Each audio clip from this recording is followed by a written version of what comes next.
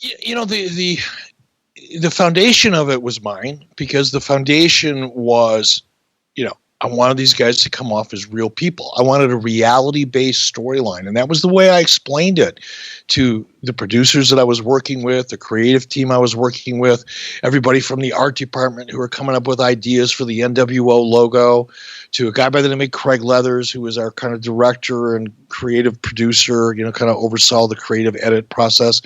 They were all, I kind of painted a very broad picture, if you will, of what the nWo was and what the vibe was and what the aspect ratio or the perspective of it was. And then it was, from that point it became, and as well as Scott Hall and Kevin Nash, and it then became a collaborative effort. Scott Hall had a lot to do with it. Scott Hall brought a lot of attitude to it. So did Kevin Nash. So did Sean Waltman. So did Conan. So did a lot of people. So did a lot of people that if I mentioned their names, nobody listening to this would ever have ever heard of them before. The guys that came up with the logo. I don't even remember what their names are. That's how they might have been. They might have been a work for hire third party, for all I know. But they were directed by or inspired by the kind of theme that we set out very early on, which is, I don't want this to feel like a traditional wrestling angle. I want it to be reality-based. I don't want it to be cartoony or animated or presented in the same way everybody's been presenting the product for decades. I want it to feel edgy and real and believable. And then, like I say, it became very collaborative.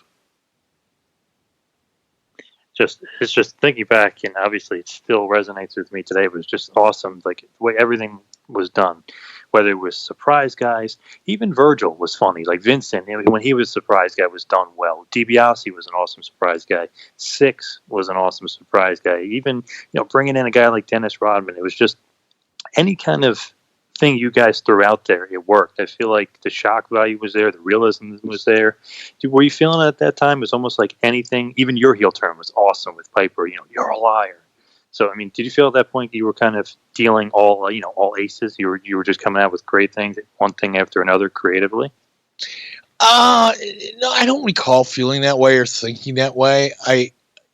And it's hard to be honest about that, because it's hard to kind of put myself back in those moments and try to remember what was I thinking about, our success at that moment. Because remember, I was still fighting a lot of fights. I was still fighting battles for, budget. I was still trying to, I was still trying to compete. I was still trying to solve licensing and marketing issues. There was still a lot of work to be done. So it wasn't like I got to, go do a show and then sit around and pat myself on the back for 6 more days until we went out and did it again.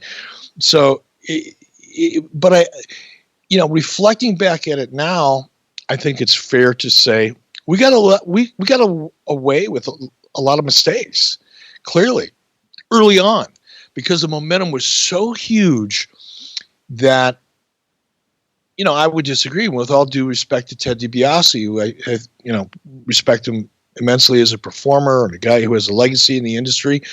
And to me, he was a failed experiment with the nWo, and not because of him. It was because of me. It was bad casting to take a guy like Ted DiBiase at that stage of his career and throw an nWo shirt on him. It's just bad casting. It's not that he was a bad actor or that it was a bad story that he was being cast in.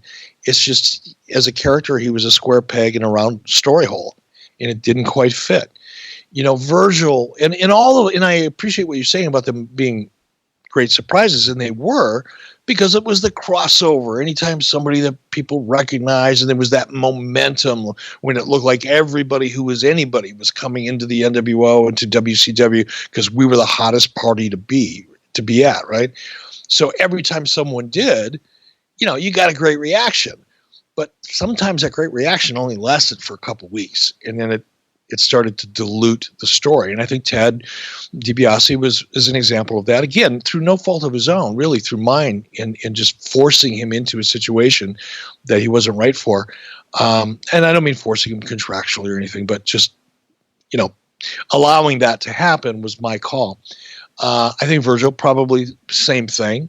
I think Six was brilliant because of the chemistry between them, between Scott and Kevin and X-Pac was so right that it was perfect casting.